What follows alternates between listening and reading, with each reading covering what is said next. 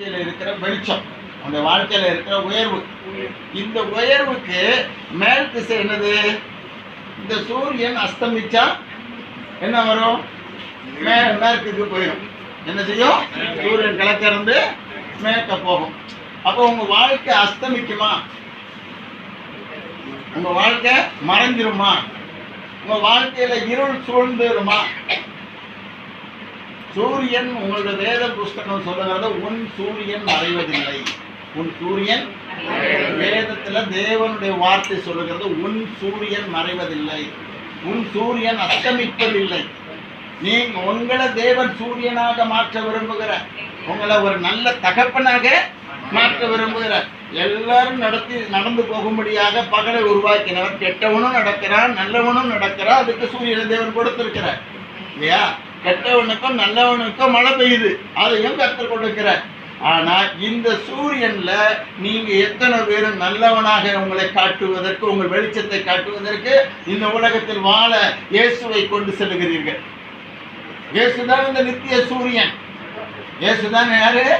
வேதவசனத்துல மல்கியா தீர்க்கதரிசியின் புஸ்தகத்தில் சொல்லப்பட்டிருக்கிறது, கர்த்தருக்கு பயந்தவர்கள் ஒருவரை ஒருவர் பேசிக்கொள்வார்கள், கர்த்தர் அதை கவனமாய் கேட்பார் என்று சொல்லி இடத்துல தேவன் என்ன செய்கிறாராம்?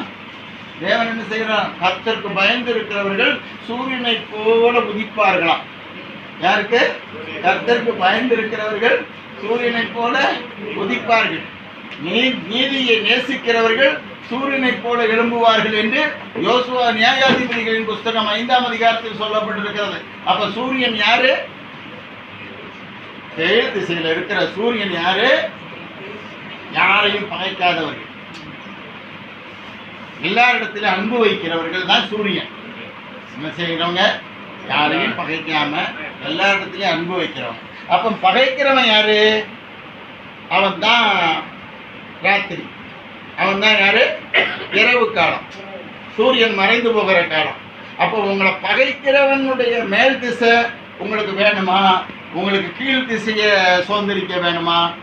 கீழ் திசைங்கிறது தேவன் இருக்கிற இடம். கீழ் திசைங்கிறது என்னது? தேவன் உங்க மேல எழுந்தருளுகிற ஆசீர்வாதம். தேவன் உங்களிடத்துல என்ன செய்கிறார்? எழுந்தருளுகிற தேவன் என்ன செய்கிறார்? நீங்க குத்து விளக்க பொருத்த வேண்டிய அவசியம் இல்லை, நீங்க தீ மூட்ட வேண்டிய அவசியம் இல்லை. கடவுளே உங்க மேல என்ன செய்யறாரு?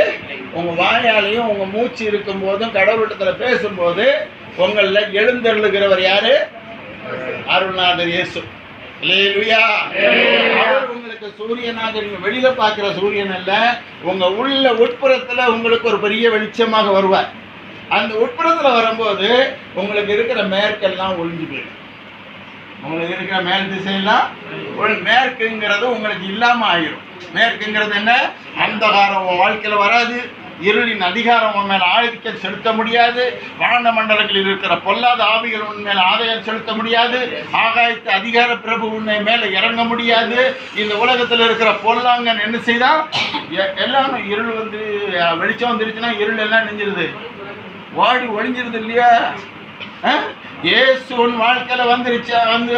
அந்த இயேசுனுடைய வாழ்க்கையில் வந்து விட்டால் இந்த வாழ்க்கையில் என்ன இருக்காது? உனக்கு இருள் என்பது உன் வாழ்க்கையில இருக்காது. அந்தகாரம் எல்லாம் ஒழிந்து போய்விடும். உன்னுடைய வாழ்க்கையில மேற்கு திசையை சுதந்திரிக்க முடியும். மேற்கு திசையை எப்படி சுதந்திரிக்க முடியும்?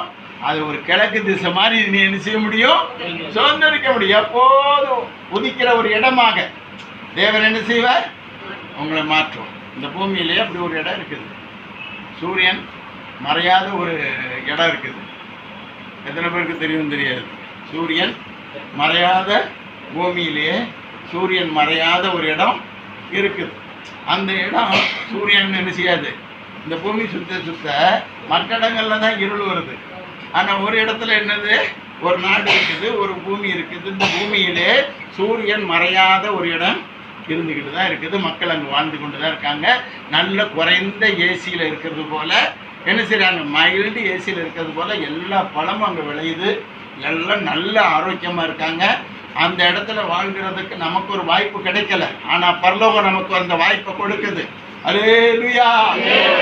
நம்மிடத்துல இருக்கிற சூரியனாய் இருக்கிற இயேசு கிறிஸ்து நம்மிடத்துல மறைந்து போவதில்லை.